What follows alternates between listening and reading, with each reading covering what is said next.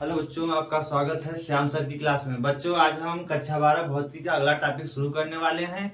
ये आपका अगला टॉपिक जो है गॉस के नियम का अनुप्रयोग नंबर 2 सेकेंड अनुप्रयोग हम लोग देखने वाले हैं, जो कि एक समान आवेशित समतल कोई चादर है अनंत विस्तार की, समतल चादर के निकट वैद्युत क्षेत्र की तीव्रता के लिए हम लोग देखेंगे। देखिए, ये जो आपके अनंत विस्तार की समतल चादर के निकट वैद्युत क्षेत्र की तीव्रता ज्ञात करेंगे, किसके अनुप्रयोग से करना है? गॉस के नियम के अनुप्रयोग से। तो बच्चों, आज का ये टॉपिक बहुत इंटरेस्टेड होने वाला है और आप इसको अगर देखेंगे, पूरा अंत तक देखिएगा, वीडियो अंत तक देखेंगे तो आपको बहुत अच्छा लगेगा और एक तरफ से आपका अच्छे से तैयार भी हो जाएगा और उसको तैयार करके आप अपने टॉपिक को इसको कवर कर सकते हैं। तो आपका जैसा कि टॉपिक है अनंत विस्तार की समतल चादर के निकट वैद्युत क्षेत्र की तीव्रता के लिए सूत्र का आपको निगमन करना है। तो यह है, लेकिन निगमन जो करना है गॉस के नियम के अनुप्रयोग से। तो चलिए हम क्लास की शुरुआत करते हैं और क्लास को अपने दोस्तों के पास जरूर शेयर करें और आप क्लास को लाइक तो जरूर कर दिया करें और अगर आपको कहीं कोई समस्या होती है तो कमेंट जरूर करें। अरे, कमेंट करने से आपका कुछ नुकसान होने वाला नहीं है, लेकिन हमारा एक टॉपिक अगर आपको अच्छा लगे तो आप अच्छे से देखते रहें तो अच्छा जरूर लगेगा। तो चले बिना देर किए हुए हम लोग टॉपिक की शुरुआत करते हैं। देखिए, पहले तो हम लोग लेंगे एक समतल चादर लेंगे। समतल चादर का मतलब है, मतलब कोई जो ऐसा चादर हो जो इसका पृष्ठीय क्षेत्रफल, मतलब इसका क्षेत्रफल निकाला जा सके। अर्थात मान लेते हैं एक आपके पास चादर है, समतल चादर। एक हमने मान लिया आपका एक समतल चादर है, ठीक है। आपके सामने एक आपका समतल चादर है, थोड़ा सा तिरछा इसको चाहे तो रख देते हैं। मतलब समतल चादर कैसे रखा, थोड़ा तिरछा बना देते हैं इसको, थोड़ा सा ऐसे।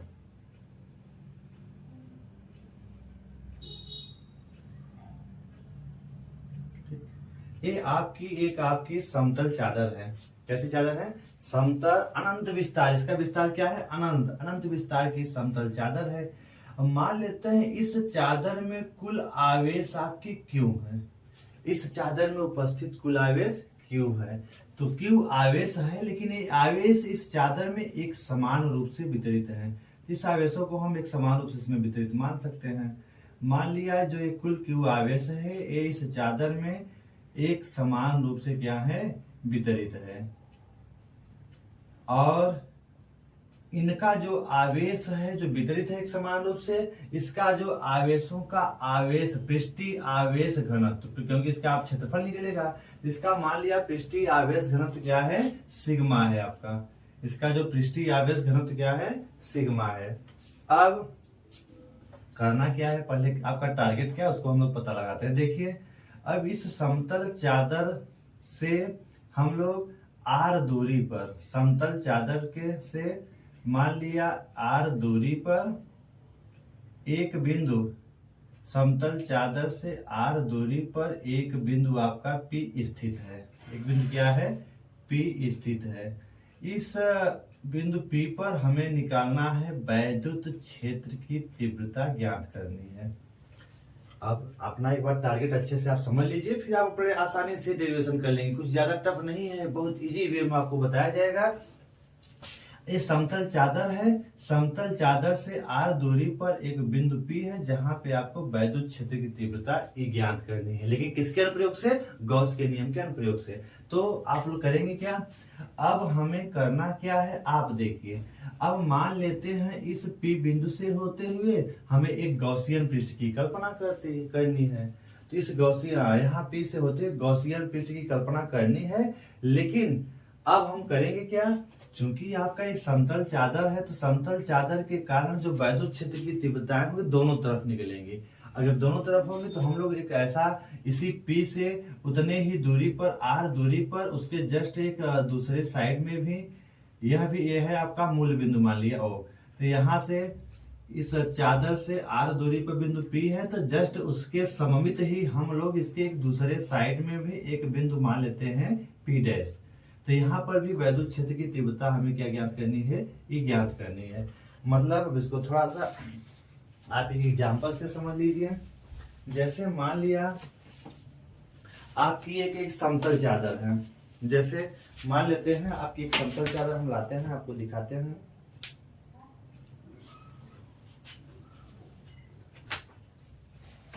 जैसा कि देखिए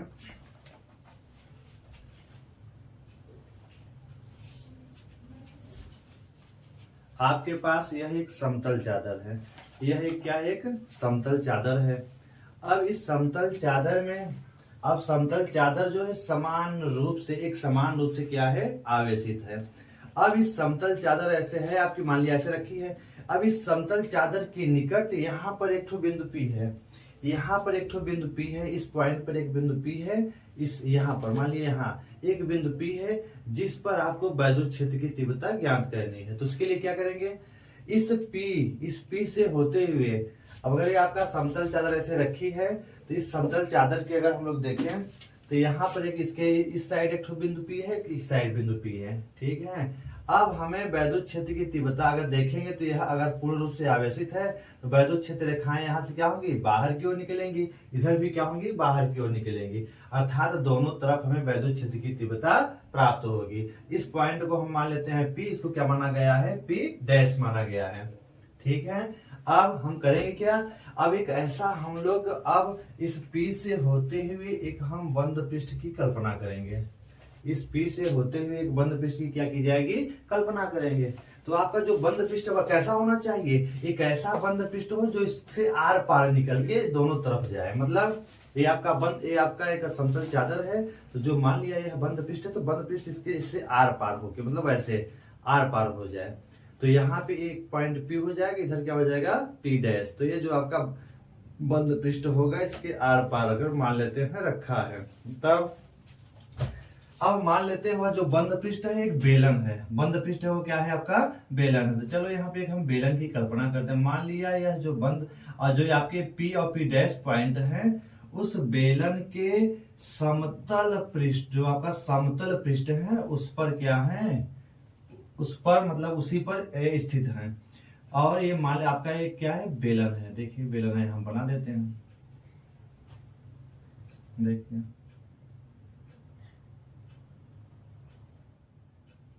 ये आपका क्या है, बेलन है।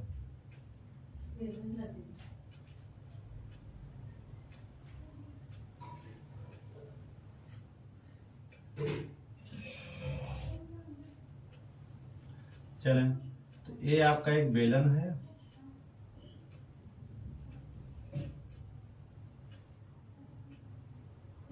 ठीक। अब यह जो बेलन है, यह जो आपका बेलन है,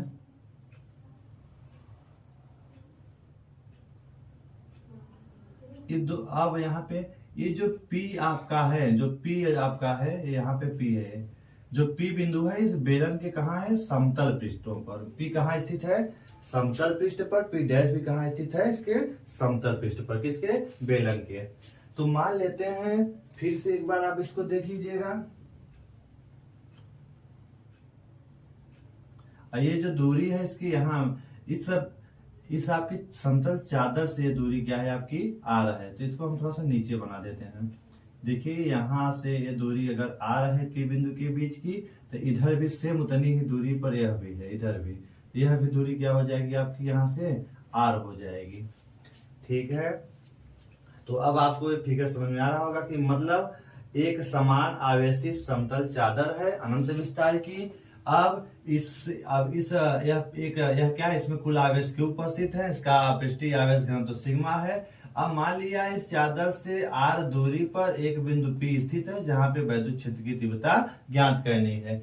इसके कारण मान लिया यह जो आपका समतल चादर है, इसके अब इतनी ही दूरी पर दूसरे साइड में मान लिया एक बिंदु वहां P डैश है, जिस पर भी क्या होगी, यहाँ पर भी वैद्युत क्षेत्र की तीव्रता हम ज्ञात करते हैं। मतलब ये चादर है तो इसके जो वैद्युत क्षेत्र तीव्रताएं होंगी दोनों तरफ होंगी। समतल चादर है तो वैद्युत क्षेत्र की रेखाएं जो चलेगी दोनों तरफ निकलेंगी, अर्थात वैद्युत क्षेत्र की तीव्रता दोनों तरफ प्राप्त होगी। तब हम दोनों तरफ क्या करेंगे, इसमें दोनों तरफ हम वैद्युत क्षेत्र की तीव्रता होगी तो हम करेंगे क्या, इस पहले देखेंगे दोनों समतल पृष्ठों से गॉस के नियम के अनुप्रयोग से दोनों समतल पृष्ठों से निकलने वाला कुल फ्लक्स हम निकाल लेंगे, कितना होगा। तो अगर हम मान लेते हैं एक पृष्ठ से निकलने वाला फ्लक्स जो भी है φ1 मानते हैं, और दूसरे से निकलने वाला क्या है, φ2 है। तो मान लेते हैं कुल फ्लक्स क्या है, फाई निकालेंगे किस पृष्ठ से, समतल पृष्ठों से। तो पहले आप कैसे करेंगे उसको ओवरव्यू उसका देख लीजिए। तो पहले इस समतल पृष्ठ से निकलने वाला फ्लक्स हम और इस पृष्ठ से निकलने वाला फ्लक्स, हम दोनों पृष्ठों से निकलने वाले फ्लक्स पहले निकाल करके उसको जोड़ लेंगे। तब यह जो होगा कुल समतल पृष्ठों से निकलने वाला हमें फ्लक्स मिल जाएगा। फिर क्या करेंगे, फिर हम लोग इसके जो ये वक्र पृष्ठ हैं, ऊपर वाले जो इधर वाले यहाँ से यहाँ तक इसके क्या है, बेलन का वक्र पृष्ठ है। तब हम इस वक्र पृष्ठ से निकलने वाला कुल फ्लक्स निकालेंगे और फाई डैश मान लेते हैं। तो इसका मान भी निकालेंगे, क्योंकि यह आप देखेंगे कितना कितना होगा निकालने के बाद। फिर हम लोग इस पूरे संपूर्ण बेलन से निकलने वाला कुल फ्लक्स फाई ई ज्ञात करेंगे। जब कुल फ्लक्स फाई ज्ञात कर लेंगे, जैसे ही फ्लक्स कुल हमें मिल जाएगा, हम गॉस के नियम जो आपका है उससे इसकी तुलना करेंगे और हमें वैद्युत क्षेत्र की तीव्रता ये आसानी से प्राप्त हो जाएगी। तो इस तरह से हम वैद्युत क्षेत्र की तीव्रता चाहे इधर, मतलब हमें देखना है कि वैद्युत क्षेत्र की जो तीव्रता होगी चाहे इस साइड निकालो चाहे इस साइड, लेकिन दोनों साइड होगी, दोनों का परिमाण क्या होगा, समान होगा। तो आपको एक तरफ का कोई भी निकाल लेना है, लेकिन आपको ये पता होना चाहिए कि वैद्युत क्षेत्र की तीव्रता जो होगी दोनों साइड होगी। तो हम इसको मान करके फिर इस तरह से करते हैं। तो सर्वप्रथम करना क्या क्या है, आप उसको फिर से देखिए। फिगर आपके सामने बना हुआ है, समतल अनंत विस्तार की समतल चादर है, वो आवेशित है, उस पर पृष्ठीय आवेश घनत्व सिग्मा है। मान लिया इसके चादर से आर दूरी पर, चादर से कितनी दूरी पर, आर दूरी, यहाँ हमने दिखा रखा है, इसको आप केयरफुली देख लेंगे। इस चादर से आर दूरी पर एक बिंदु P है जहां पे वैद्युत क्षेत्र की तीव्रता E ज्ञात करनी है। इसके लिए माना चादर के दूसरे साइड में भी एक बिंदु P डैश है, जहां पर क्या होगी, यहाँ पर भी वैद्युत क्षेत्र की तीव्रता आपको मिल जाएगी। तो तीव्रता तो उससे मिलेगी। अब चूंकि यह समतल आपका है P से हो, अब गॉस के नियम के अनुप्रयोग से निकालना है, तो हम मान लेते हैं इस P और P डैश से होकर एक बंद पृष्ठ की कल्पना करते हैं, और वह बंद पृष्ठ एक बेलन है जिसे गॉसियन पृष्ठ के नाम से जाना जाता है। यह जो बंद पृष्ठ हमने लिया, क्या लिया है, बेलन लिया है। चूंकि बेलन जो आपका है यह क्या है, इसकी आकृति के कारण जो इसका बेलन है, बेलन के देखिए बेलन पे हर जगह वैद्युत क्षेत्र की तीव्रता क्या होगी, एक समान होगी, इसलिए यहाँ पे बेलन लिया गया है।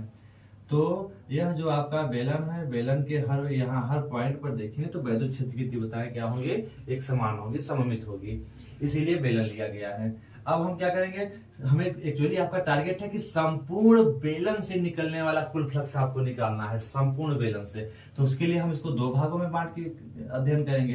पहले तो एक ये जो समतल पृष्ठ है और इधर दूसरा जो समतल पृष्ठ है, इन दोनों समतलों पृष्ठों से निकलने वाला पहले हम क्या करेंगे, फ्लक्स निकाल लेंगे। उसके बाद इन वक्र पृष्ठों से निकलने वाला फ्लक्स निकाल लेंगे। बाद में इन सभी को जोड़ लेंगे, तो हमें क्या पता चलेगा, कुल निकलने वाला वैद्युत फ्लक्स पता चल जाएगा। उसके बाद हम लोग क्या करेंगे, गॉस के प्रमेय से तुलना करेंगे, फिर हमें वैद्युत क्षेत्र की तीव्रता E प्राप्त हो जाएगी। तो पहले तो हम फिगर बनाए हैं, इस फिगर की, इस जो आपने फिगर बना रखा है, इस फिगर की व्याख्या करनी होती है, तो इसको पहले हम लोग लिख लेते हैं। तो आपने कैसे कैसे किया उसको लिखिए, नोट कर लेते हैं। चलें,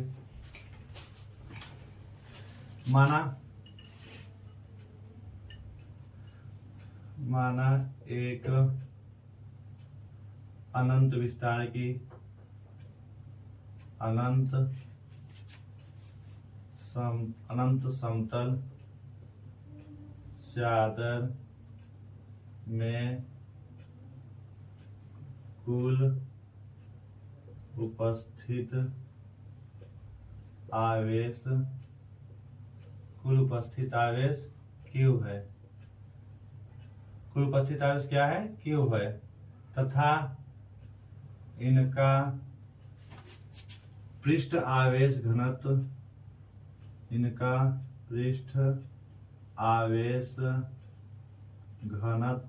क्या है, सिग्मा है, तथा इनका पृष्ठ जो आवेश घनत्व क्या है, सिग्मा है। माना सिग्मा है, लिख लेते हैं, सिग्मा है। माना चादर से, माना समतल चादर कर लेते हैं, माना समतल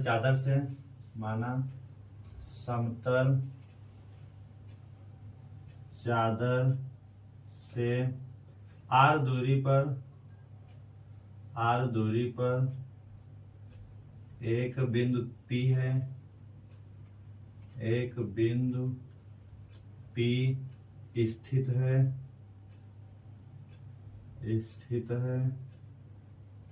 जिस पर वैद्युत क्षेत्र की तीव्रता, वैद्युत क्षेत्र की तीव्रता ही ज्ञात करनी है। मतलब आपका एक समतल आवेशित समतल चादर है, चादर से r दूरी पर एक बिंदु P स्थित है जहां पे वैद्युत क्षेत्र की तीव्रता ही ज्ञात करनी है। ठीक है, अब माना चादर के दूसरी ओर भी, माना चादर के दूसरी ओर, माना चादर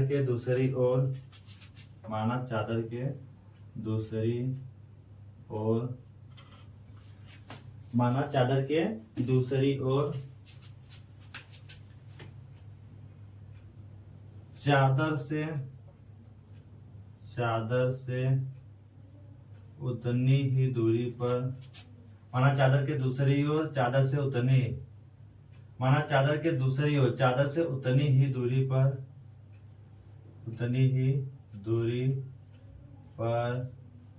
एक बिंदु P डैश स्थित है, एक बिंदु P डैश स्थित है। ठीक है, जो एक बिंदु P डैश स्थित है, अतः P तथा P डैश से होते हुए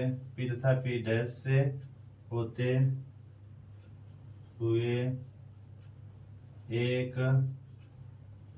गॉसियन, P तथा P डैश से होते हुए एक गॉसियन पृष्ठ बेलन की कल्पना, एक गॉसियन पृष्ठ बेलन की कल्पना करते हैं जो चादर के आर पार है, जो चादर के आर पार है। मतलब यह जो गॉसियन पृष्ठ है क्या है, चादर के आर पार है। मतलब यह जो गॉसियन पृष्ठ आपका बेलन है वो चादर के क्या है, आर पार है, इसकी कल्पना करते हैं। ठीक है, और जो आपके P तथा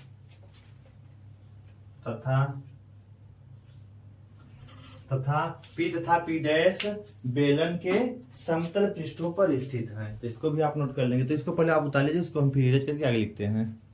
तथा P तथा P डैश तथा P तथा P डैश चादर के, P तथा P डैश बेलन के, P तथा P डैश बेलन के समतल पृष्ठों पर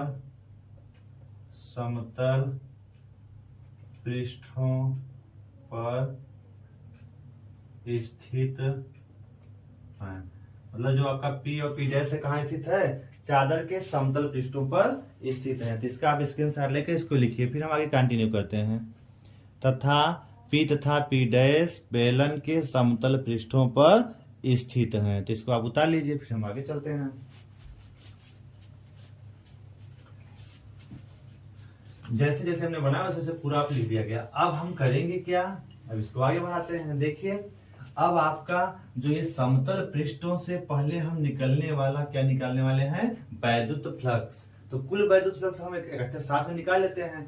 देखिए, तो यहाँ पे अगर हम देखेंगे तो इन समतल पृष्ठों पर जो वैद्युत क्षेत्र की दिशा होगी, देखिए इस समतल चादर के, जैसे हमने अभी आपको बताया था, ये आपका एक समतल चादर अगर है, ये आपकी एक समतल चादर है, तो समतल चादर से वैद्युत अगर ये आवेशित समतल चादर है तो वैद्युत क्षेत्र रेखाएं किधर होंगी?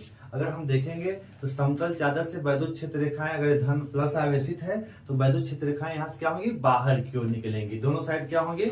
इधर भी बाहर निकलेगी और इधर भी वैद्युत क्षेत्र रेखाएं क्या होंगी? बाहर।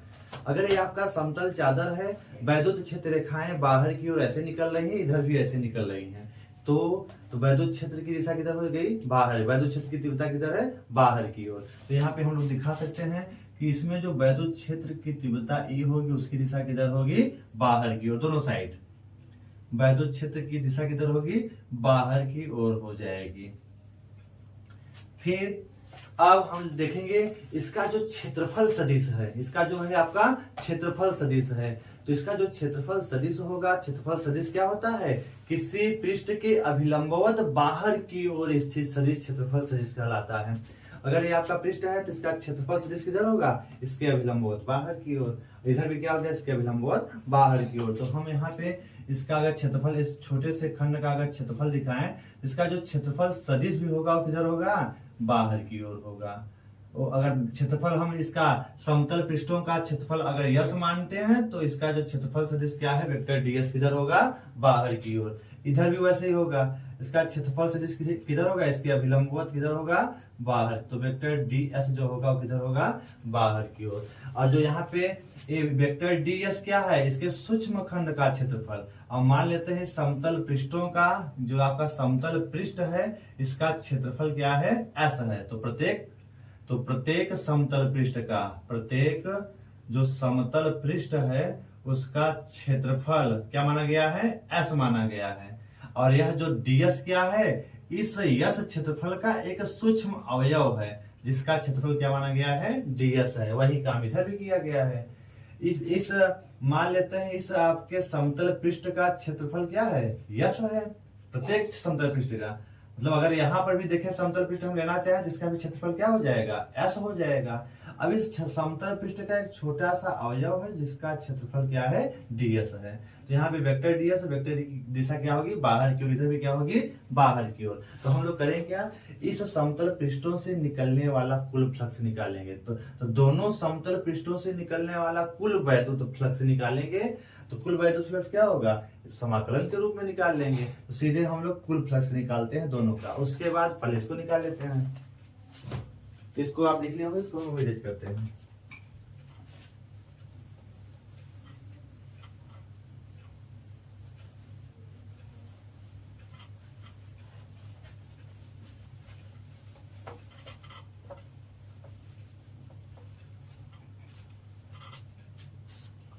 चलें अब हम लोग इसको थोड़ा सा आगे बढ़ाते हैं। समतल पृष्ठों से गुजरने वाला कुल वैद्युत फ्लक्स। तो बेलन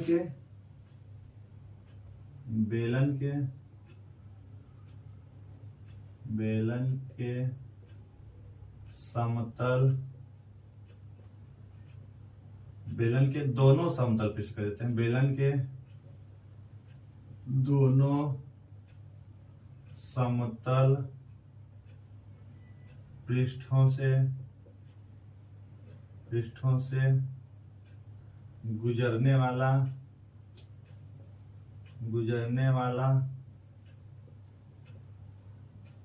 वैद्युत फ्लक्स। तो कितना वैद्युत फ्लक्स गुजरेगा? मान लिया क्या है? फाई है। तो फाई जो होगा, तो देखिए अब मान लिया समतल पृष्ठों से गुजरने वाला वैद्युत फ्लक्स क्या है? फाई है। तो देखिए इस समतल से भी वैद्युत फ्लक्स गुजरेगा, इस समतल से भी वैद्युत फ्लक्स गुजरेगा। तो इनका मान हम लिख सकते हैं। तो दोनों तरफ का, अगर इधर का हम इस पूरे इस समतल पृष्ठ का अगर निकालना चाहें तो मान लेते हैं इस समतल पृष्ठ का जो फ्लक्स है, अब मानते हैं ना सीधा लिख लेते हैं, तो दोनों का अलग अलग लिखते हैं। तो एक से निकलने वाला जो फ्लक्स है, तो पहले इस समतल पृष्ठ से निकलने वाला फ्लक्स है उसको हम लिख लेते हैं, मान लेते हैं क्या है? वेक्टर E और क्या होता है? इनटू वेक्टर ds माने तो वेक्टर ds होगा। एक कितने पृष्ठ के लिए? s पूरे। मतलब यदि इस प्रत्येक समतल पृष्ठ का क्षेत्रफल s है तो पूरे समतल पृष्ठ से फ्लक्स बाहर निकलेगा। तो क्या होगा, ये छोटे छोटे हिस्सों से निकलने वाले फ्लक्सों का अगर हम समाकलन कर दें तो वह आपके संपूर्ण पृष्ठ से निकलने वाला फ्लक्स मिल जाएगा। प्लस यही काम इस साइड का भी होगा, तो इधर से भी वही काम होता है, इंटीग्रल इधर भी क्या करेंगे, vector E into vector D S, मतलब छोटे से खंड से यदि निकलने वाला flux vector A into vector D S है, तो वैसे इस पूरे समतल पृष्ठ का क्षेत्रफल अगर यस है तो पूरे ऐसे छोटे छोटे छोटे छोटे खंडों से पूरे निकलेंगे, तो संपूर्ण को हम क्या करते हैं, समाकलन से ज्ञात कर लेते हैं। तो इस समतल पृष्ठ से निकलने वाला कुल flux vector A into vector D S का क्या करेंगे, समाकलन करके निकाल सकते हैं। तो इस तरह से हम लोग इतना लिख सकते हैं, इसको फिर आगे बढ़ाते हैं। अतः अब इसको आप आगे बढ़ा लीजिए, तब क्या हो जाएगा, इसको आगे बढ़ाएंगे तो हम देखेंगे क्या, इसको हम लोग अगर इसका परिमाण लिखेंगे तो क्या होता है, ई डी एस, ये अदिश गुणन है तो क्या होगा, कास थीटा। ये कितने पृष्ठ के लिए, एस यह भी है, यस यह भी है, तो यस के लिए, ठीक है। प्लस इसका भी हल करेंगे तो क्या हो जाएगा, एस होगा, तो यहाँ क्या हो जाएगा, ई डी एस और क्या हो जाएगा, कास थीटा। आगे देखेंगे क्या होगा, चूंकि यहां लिखते हैं एक लाइन, यहां पर हमने देखा क्या, वेक्टर ई तथा वेक्टर डी एस क्या है, एक दूसरे के समांतर हैं। अतः एक वेक्टर ई तथा वेक्टर डी एस के बीच कोण कितना है, समांतर है, तो इनके बीच का कोण थीटा बराबर कितना है, 0 अंश है। जब इनके बीच का कोण जब एक ही दिशा में है तो थीटा बराबर 0 अंश, जब थीटा बराबर 0 अंश होगा तो ये फाई बराबर क्या मिलेगा, तो कास 0 का मान इंटीग्रल एस और ई डी एस कास 0 अंश प्लस यस और ई डी एस और कास 0 अंश। कास 0 का मान कितना होगा, 1 होगा, तो रख लीजिए। तो कास 0 का मान जब 1 रखेंगे तो आपको मिलेगा ई डी एस और यहाँ भी क्या मिलेगा, plus E into D S मिलेगा। अब देखेंगे क्या है, ई दोनों में क्या होगा, अगर ई यहाँ पे हम देखेंगे दोनों में ई कांस्टेंट होगा, तो ई क्या है, नियतांक है, तो ई को अगर हम बाहर लेंगे तो बचेगा क्या बचेगा, डी एस और यहाँ क्या बचेगा, एस, और इधर भी क्या बचेगा, इंटीग्रल एस और ई इंटू क्या बच जाएगा, डी एस बचेगा। ठीक है। अब अगर हम इसको आगे बढ़ाना चाहें तो इसको आगे इधर हम लोग ले लेते हैं। अगर आप देखेंगे हम लोग कि अगर ये क्या है, आपके फाई का मान है, अगर हम इसको आगे बढ़ाएं तो देखें तो यहाँ से भी ई बाहर ले लेते हैं, यहाँ से भी क्या ले लेते हैं, ई को बाहर ले लेते हैं। ई जब बाहर लेंगे तो इंटीग्रल एस यहाँ और डी एस। अब चूंकि आपका क्या बनेगा, जो आपका इंटीग्रल जो आपका एस है, डीएस डीएस डीएस जो मिल करके जो आपका डीएस है, तो डीएस डीएस मिल करके क्या बनाएगा, अरे पूरा समतल पृष्ठ का क्षेत्रफल क्या बनाएगा, एस बनाएगा। अगर ये प्रत्येक भाग में अगर डीएस डीएस डीएस देखेंगे तो किसका निर्माण करेगा, समतल पृष्ठ के क्षेत्रफल एस का निर्माण करेगा। तो जहां पे इंटीग्रल एस डीएस है वहां पे हम क्या लिख सकते हैं, एस लिखते हैं। तब आपका जो फाई होगा किसके बराबर होगा, यहाँ पे ई है तो ई बाहर हो जाएगा और इंटू ए इतना जहां integral S DS, integral S DS के स्थान में क्या हो जाएगा, एस प्लस यही काम इधर भी होगा, ई हो जाएगा इंटू इसका मान क्या हो जाएगा, एस हो जाएगा। इसको हल करेंगे तो फाई बराबर या कितना हो जाएगा, 2ES। ये किसका मान है, समतल पृष्ठ से निकलने वाला फ्लक्स आपको मिल गया। समतल पृष्ठ से निकलने वाला फ्लक्स कितना मिल गया, फाई बराबर 2ES। E है वैद्युत क्षेत्र की तीव्रता, यस है प्रत्येक समतल पृष्ठ का क्षेत्रफल है। यहाँ पे यस क्या है, प्रत्येक समतल जो आपका पृष्ठ है, प्रत्येक समतल पृष्ठ का क्या है, यस क्या है, प्रत्येक समतल पृष्ठ का क्षेत्रफल क्या माना गया है, एस है आपका, तो उसको यस यहाँ पे लिख दिया गया। तो आपको पता क्या चला, प्रत्येक समतल पृष्ठों से निकलने वाला कुल फ्लक्स, मतलब दोनों समतल पृष्ठों से निकलने वाला कुल फ्लक्स फाई बराबर 2ES मिल गया आपको। तो यहाँ पे लिखा भी गया है समतल पृष्ठों से गुजरने वाला वैद्युत फ्लक्स फाई, तो फाई का मान मिल गया। अब हम लोग क्या करने वाले हैं, अब देखिए, अब हम लोग इसके वक्र पृष्ठों से निकलने वाला फ्लक्स निकालने वाले हैं। तो इसको आप लोग लिख लीजिए और या तो स्क्रीनशॉट लेकर के अपने नोट्स में लिखिएगा, इसको पूरा लिख लीजिए। आगे हम कंटिन्यू करते हैं।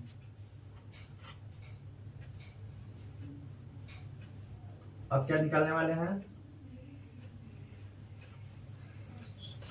अब हम देखेंगे बेलन के वक्र पृष्ठ। वक्र पृष्ठ कौन सा है, ए वाला पृष्ठ आपका वक्र पृष्ठ है। ये दोनों पृष्ठ क्या है आपके, वक्र पृष्ठ हैं। तो इन वक्र पृष्ठों से निकलने वाला आपको अगर वैद्युत फ्लक्स निकालना है तो आप निकाल सकते हैं। देखिए चूंकि यहाँ पर वैद्युत क्षेत्र की जो दिशा है वो किधर होगी, अरे इस पृष्ठ पर भी क्या होगी, बाहर की ओर ही होगी, लेकिन यहाँ पे इसका क्षेत्रफल सदिश इस पृष्ठ के अभिलंबवत बाहर की ओर, अर्थात वेक्टर डीएस बाहर होगा, वैद्युत क्षेत्र ई इधर होगी, दोनों के बीच का कोण कितना होगा, 90 अंश। ऐसे नीचे भी होगा, वैद्युत देखो क्षेत्रफल सदिश नीचे होगा और वैद्युत क्षेत्र इधर किधर होगी, बाहर की ओर होगी, वेक्टर ई।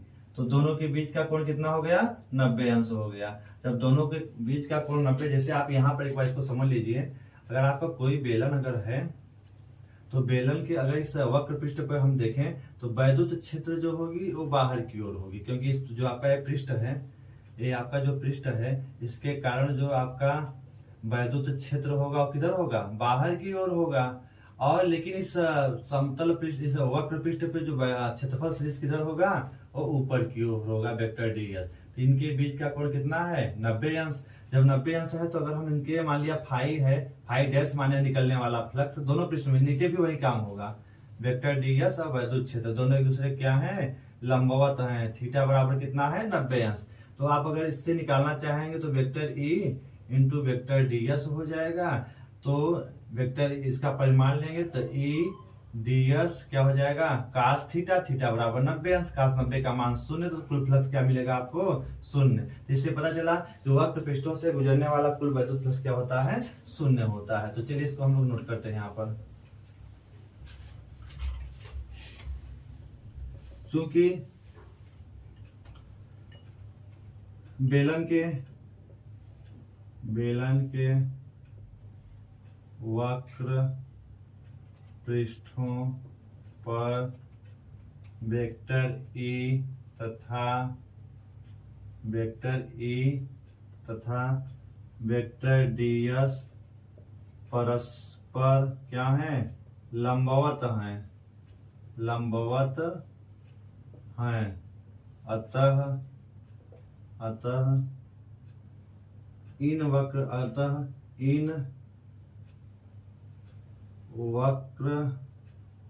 से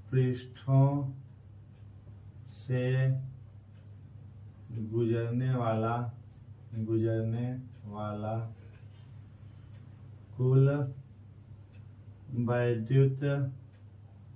कुल वैद्युत फ्लक्स, अतः इन वक्र पृष्ठों से गुजरने वाला वैद्युत फ्लक्स मान लिया क्या है, फाई डैश है। तो फाई डैश का मान क्या होगा, आप इंटीग्रल वेक्टर ए इंटू क्या होगा, वेक्टर डीएस, किसी एक का निकाल लीजिए पहले, और अगर इसका परिमाण लेना चाहते हैं तो वेक्टर ए इंटू वेक्टर, तो परिमाण अगर लेंगे तो ई डीएस कास थीटा, ई डीएस क्या हो जाएगा, कास थीटा। चूंकि ये परस्पर लंबवत हैं तो थीटा बराबर क्या होगा, 90 अंश होगा, और यहाँ पे चाहे तो 90 अंश होगा, तो फाई डैश का मान क्या हो जाएगा, ई और डी एस कास 90, और कास 90 का मान क्या होगा, 0, तो आपका फाई डैश पूरा क्या मिलेगा, 0।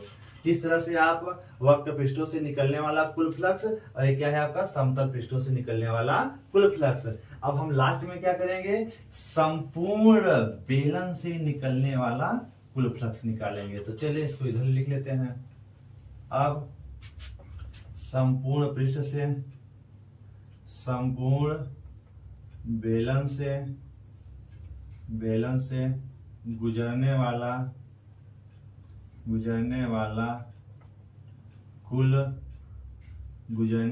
कुल वैद्युत फ्लक्स, संपूर्ण बेलन से गुजरने वाला कुल वैद्युत फ्लक्स क्या मान लिया फाई ई है। तो यह किसके बराबर होगा, आपके समतल पृष्ठों से गुजरने वाला वैद्युत फ्लक्स फाई, तथा आपके वक्र पृष्ठों से गुजरने वाला वैद्युत फ्लक्स क्या है, फाई डैश के योगफल के बराबर होगा।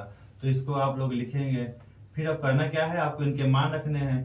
फाई का मान कितना आया था, 2ES, प्लस इसका मान कितना आया है, 0। अतः आपका फाई ई जो मिलेगा किसके बराबर हो जाएगा, 2ES हो जाएगा।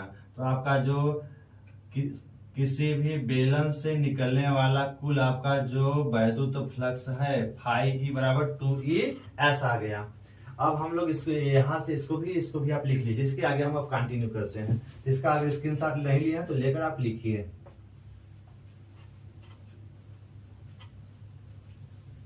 अब इसको हम आगे बढ़ाते हैं। अब इतना हो गया तो इसको हम मान लेते हैं इक्वेशन नंबर फर्स्ट। अब हम आगे क्या चलेंगे, गॉस के प्रमेय से। गॉस के प्रमेय से, गॉस का प्रमेय क्या है, φE बराबर Q/ε0। φE बराबर Q/ε0। चूंकि आपका जो पृष्ठ आवेश घनत्व का फार्मूला, चूंकि पृष्ठ आवेश घनत्व जो होता है वो क्या है, सिग्मा बराबर Q/ क्या होता है, Q/ क्या होगा, S होगा। ठीक है, तो यहाँ पे अगर आप Q का मान लेना चाहें तो क्या हो जाएगा, सिग्मा इंटू क्या हो जाएगा, S हो जाएगा। सिग्मा इंटू क्या हो जाएगा, S हो जाएगा। तो आप चाहें तो अब इसको लिख करके अब आगे इसको हम बढ़ा लेते हैं। अब आप जब Q का मान इसमें आप गॉस के प्रमेय में सेट करिए, तो गॉस का प्रमेय तब क्या हो जाएगा, φE बराबर Q के स्थान में क्या रखेंगे, सिग्मा और इंटू क्या है, S बटे ε0। इसको आप मान लीजिए इक्वेशन नंबर सेकेंड। तो समीकरण 1 तथा 2 की आप क्या करिए, तुलना कर दीजिए।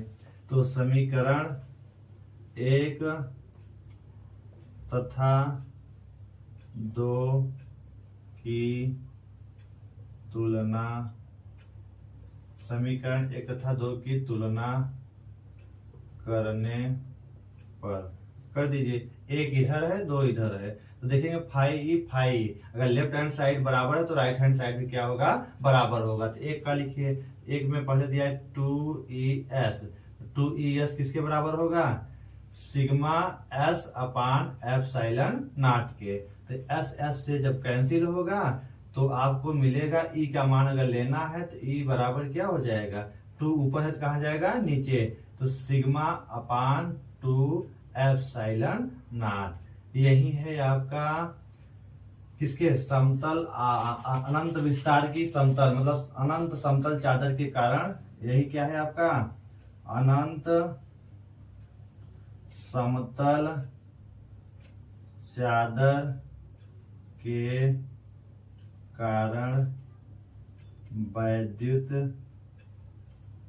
क्षेत्र की तीव्रता का फार्मूला है E बराबर σ/2ε0। जहां पे सिग्मा है पृष्ठीय आवेश घनत्व, E है वैद्युत क्षेत्र की तीव्रता, ε0 क्या है, निर्वात की वैद्युतशीलता।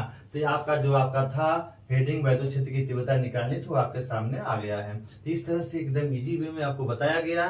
टॉपिक बहुत ही इंटरेस्टेड था, आप इसको अच्छे से पढ़ करके इसको आप पूरा करते रहें। अब हम लोग थोड़ा सा इसको आगे बढ़ाते हैं। इसका आप स्क्रीनशॉट लेकर एक बार लिख लीजिए, फिर हम इसके थोड़े से और कंडीशन आपको बता देते हैं, आप उसको उतार सकते हैं। तो यहाँ पे E बराबर σ/2ε0 होता है किसी अनंत समतल चादर के कारण जो वैद्युत क्षेत्र की तीव्रता का फार्मूला E बराबर σ/2ε0 होता है, जहां पे सिग्मा है पृष्ठ आवेश घनत्व, ε0 है निर्वात की वैद्युतशीलता है। इसको आप लिखें, थोड़ा सा इसके बारे में थोड़ा सा और आपको बता देते हैं। इसका आप स्क्रीनशॉट ले लीजिए। चलें, स्क्रीनशॉट आप ले लिए होंगे, हम अब चलते हैं आगे। अब इसके थोड़े से कंडीशंस कुछ है, उसको हम आपको बता देते हैं। तो ये इसका मेन जो डेरिवेशन था इतने से समाप्त होता है। अब थोड़ा सा फिगर के बारे में 2-3 आइडिया आपको और देते हैं, जो कि मोस्ट इंपॉर्टेंट है। वहां से बहुविकल्पी पूछता है तो उसको भी आपको कर देना है। ऐसा नहीं है कि आपको न आए, आपको फिगर के आधार पर कुछ और चित्र और भी स्थानों पे कैसे कैसे चालकों में वैद्युत क्षेत्र की तीव्रता पूछ सकता है, उसका फार्मूला क्या होगा उसको हम आपको बता देते हैं। तो इसको आप उतारते रहिए। देखिए कुछ इसके और भी कंडीशंस होते हैं फिगरों के, वहां पे वैद्युत क्षेत्र की तीव्रता पूछ सकता है। इसी हेडिंग में वो भी है, आप चाहें तो उस फिगर को भी बना करके अपने इसमें एग्जाम्पल के तौर पे दर्शा सकते हैं। जैसे आपका इसके और भी एग्जांपल पूछ सकता है। मान लिया कहता है कि मान लिया कोई एक ठो आपका एक मोटा चादर है। कैसा चादर है? एक मोटा सा चादर है। ये चादर कुछ मोटा है। चादर क्या है? थोड़ा मोटा चादर है। ये चालक मोटा चादर है, ठीक है। और यह चालक जो है, इस चालक के दो पृष्ठ, एक पृष्ठ ए है, दूसरा पृष्ठ ए है। और इन दोनों पृष्ठ पर, ये दोनों पृष्ठ इसके क्या हैं? आवेशित हैं, एक समान रूप से आवेशित हैं। कोई एक ऐसा चालक है, वो समतल चादर, ये चादर है लेकिन मोटा चादर है। और यह जो चादर है, इस चादर के दोनों पृष्ठों पे आपका क्या है? चादर आवेशित है। चूंकि चादर मोटा है तो इसके अंदर कोई वैद्युत क्षेत्र नहीं होगा। अब पूछता है कि इस चादर के बाहर एक बिंदु P स्थित है, जहाँ पे कुल वैद्युत क्षेत्र की तीव्रता बताइए। तो आप बता सकते हैं, बड़े आसानी से बता सकते हैं। अभी आपने पढ़ रखा है कि अगर यह जो आपका चादर है, इस चादर के एक सिरे, पहले सिरे के कारण यहाँ पे जो वैद्युत क्षेत्र की तीव्रता अगर होगी, P बिंदु यहाँ मान लिया गया है, इस पर वैद्युत क्षेत्र की तीव्रता, तो यह जो प्लस आवेश के कारण वैद्युत क्षेत्र की तीव्रता क्या होती है? इससे दूर जाएगी। और दूसरे पृष्ठ पर भी धन आवेश है, तो यहाँ से भी वैद्युत क्षेत्र की तीव्रता क्या होगी? इससे दूर जाएगी। तो अगर हम लोग देखेंगे कि पहले पृष्ठ के कारण इस P बिंदु पर जो वैद्युत क्षेत्र की तीव्रता होगी, किधर होगी? बाहर की ओर। मान लिया क्या है? E1 है। इसी तरह से दूसरे आवेश, दूसरे पृष्ठ जो है, दूसरे पृष्ठ के कारण भी इसी P बिंदु पर जो वैद्युत क्षेत्र की आपकी तीव्रता होगी, उसकी भी दिशा किधर होगी? बाहर की ओर होगी। वो मान लिया क्या है? E2 है, या क्या है आपका? E1 है। तो यहाँ पे अगर आपसे पूछा जाए कि जो E1 है, इस E1 का मान कितना होता है? तो E1 का मान अभी आपने निकाला, σ/2 एप्सिलॉन नॉट होता है। तो यहाँ पे अगर आप बता सकते हैं, चूंकि दोनों धन आवेश हैं, तो दोनों धन आवेश से वैद्युत क्षेत्र रेखाएं बाहर दूर की ओर जाएंगी, अर्थात वैद्युत क्षेत्र की दिशाएं दोनों क्या है? बाहर की ओर हैं। तो जो E1 का मान होगा कितना हो जाएगा? σ/2 एप्सिलॉन नॉट। E2 का मान भी कितना हो जाएगा? σ/2 एप्सिलॉन नॉट। तो P बिंदु पर, जो P बिंदु पर कुल जो आपका वैद्युत क्षेत्र की तीव्रता होगी, वैद्युत क्षेत्र की तीव्रता होगी, कितनी होगी? E बराबर किसके कारण होगी? E1 प्लस E2 के कारण होगी। E1 का मान कितना है? σ/2 एप्सिलॉन नॉट। E2 का मान कितना है? σ/2 एप्सिलॉन नॉट। दोनों को हल करेंगे तो एक अब एक क्या हो जाएगा? 2 हो जाएगा। 2 σ/2 एप्सिलॉन नॉट हो जाएगा। 2 से कैंसिल होगा, तो आपका E बराबर जो मिलेगा, कितना मिलेगा? σ/एप्सिलॉन नॉट होती है। तो कोई अगर मोटा आवेशित चादर है, तब अगर उसके पृष्ठ पर आवेश समान रूप से वितरित है, तो उसके कारण जो वैद्युत क्षेत्र की तीव्रता E बराबर क्या होती है? σ/एप्सिलॉन नॉट होती है। σ क्या होती है? एप्सिलॉन नॉट होती है।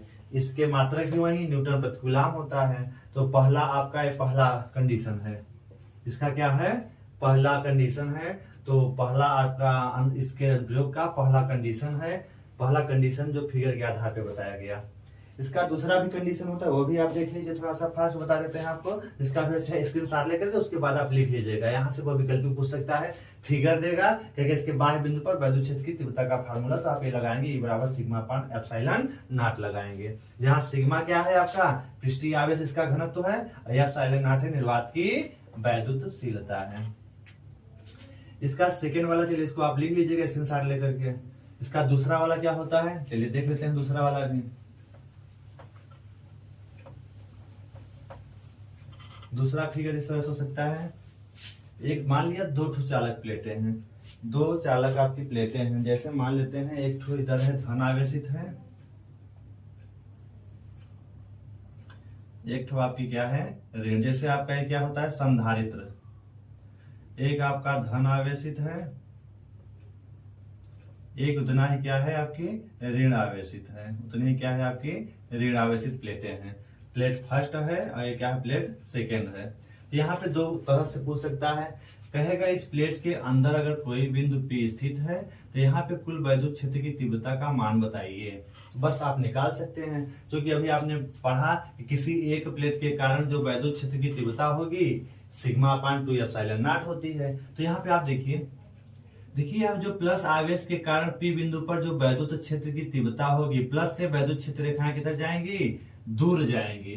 तो इस प्लस आवेश के कारण जो वैद्युत क्षेत्र की तीव्रता E1 होगी, उसकी दिशा किधर होगी, इससे दूर होगी। तो E1 हमने मान लिया उस ओर है।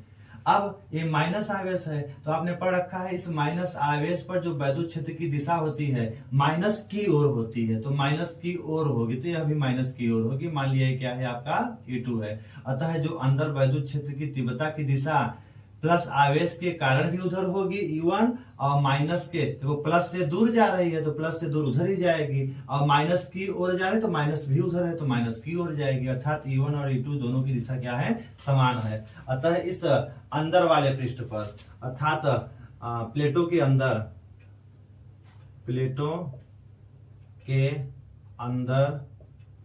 P बिंदु पर वैद्युत क्षेत्र की तीव्रता, P बिंदु पर वैद्युत क्षेत्र की तीव्रता कितनी होगी आप निकालना है। तो E बराबर किसके होगी, E1 प्लस E2 के बराबर होगी।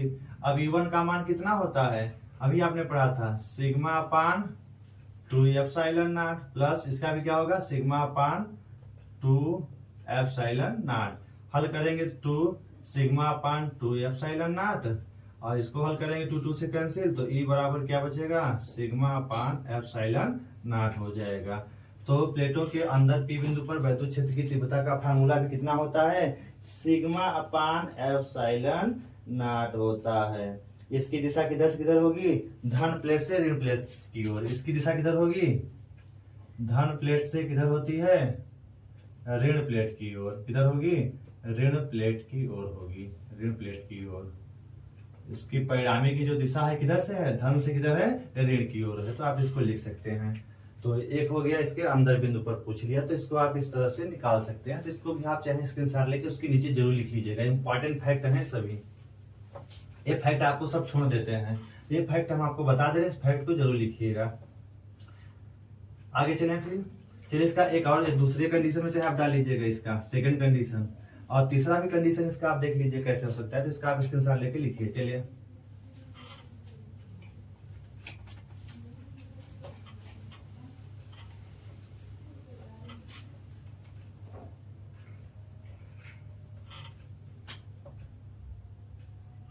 इसका तीसरा क्या पूछता है, तीसरा मान लिया कहता है कि अगर इसके बाहर कहीं भी इस साइड चाहे उस साइड एक बिंदु P है, दोनों प्लेटों के बाहर एक बिंदु P स्थित है, तब इस पर कुल वैद्युत क्षेत्र की तीव्रता E का मान क्या होगा, आप निकाल सकते हैं। तो पहले के कारण इस P बिंदु पर वैद्युत क्षेत्र की तीव्रता किधर होगी, अब बाहर की ओर होगी। पहले के कारण मान लिया इस पहले पृष्ठ के कारण जो वैद्युत क्षेत्र की तीव्रता बाहर की ओर E1 है। अब दूसरे के कारण क्या होगी, दूसरे की ओर आती है वैद्युत क्षेत्र की तीव्रता रेखाएं, तो दूसरे की ओर आएंगी तो दूसरे की वैद्युत क्षेत्र की तीव्रता क्या हो जाएगी, E2, जो कि अंदर की ओर होगी। तो आप यहाँ पे निकाल सकते हैं कि दोनों प्लेटों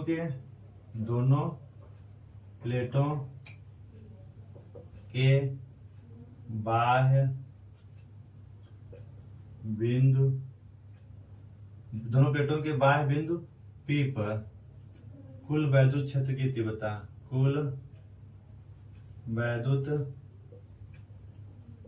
क्षेत्र की तीव्रता क्या हो जाएगी, E बराबर किसके बराबर होगी, अरे कुल योगफल के बराबर E1 प्लस E2। चूंकि यहाँ पे E1 और E2 परस्पर क्या है, विपरीत है, तो E1 प्लस यहाँ पे एक माइनस E2 होगी।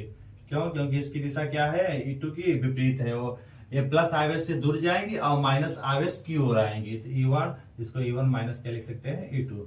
चूंकि E1 का मान और E2 का मान सबका सेम है, sigma upon 2 epsilon not, minus इसका भी मान क्या होगा, सिग्मा अपान 2 एप्सिलॉन नॉट होगा। अब देखेंगे तो plus sigma upon 2 epsilon not minus sigma upon 2 epsilon not से कट जाएगा। तो आपका इस P बिंदु पर वैद्युत क्षेत्र की तीव्रता का मान क्या मिलेगा, 0 मिलेगा। यहाँ पे जो वैद्युत क्षेत्र की तीव्रता का मान क्या मिलता है, 0 मिलता है। तो इसको भी आप नोट करेंगे। और प्लेटो के अंदर कितना मिला था, सिग्मा अपान एप्सिलॉन नॉट मिलता है, तो इसको आप याद रखेंगे। तो इस तरह से आपका ये बच्चों टॉपिक पूरा कवर हुआ, बड़े अच्छे से बड़े कंसेप्ट के साथ आपको बताया गया, कोई भी चीजें छोड़ी नहीं गई हैं। हम चाहते तो आपको बस इसकी डेरिवेशन करा के छोड़ देते, इसके जो अनुप्रयोग थे हमने आपको तब भी बता दिया, इसके स्टेप भी बता दिया गया। तो इस टॉपिक को आप अच्छे से देख करके आप अपने दोस्तों के पास भी शेयर करें, आप भी खुद देखिए और पूरा वीडियो को देखिएगा, स्किप नहीं करिएगा। पूरा वीडियो को देख करके आप वीडियो को लाइक जरूर किया करें। बच्चे देख लेते हैं लेकिन लाइक करना भूल जाते हैं। अरे लाइक ही तो बचता है, इतना मेहनत पे लाइक तो बचता है, लाइक तो बनता है, आप लाइक जरूर करें। और सब्सक्राइब जो बच्चे नहीं किए हैं वो जरूर सब्सक्राइब करें और दोस्तों के पास शेयर करें। और उसके बाद आप इसको अपने नोट्स में जरूर बनाएं और बना करके उसको रख नहीं देना है। फिर आवश्यकता पड़ती है तो आप बीच में फिर वीडियो देख के आप उसका रिवीजन जरूर करते रहें। इस तरह से आप अपने टॉपिकों को कवर करके अच्छे से पढ़ते रहें और आप किसी तरह की लापरवाही पढ़ने में मत करें।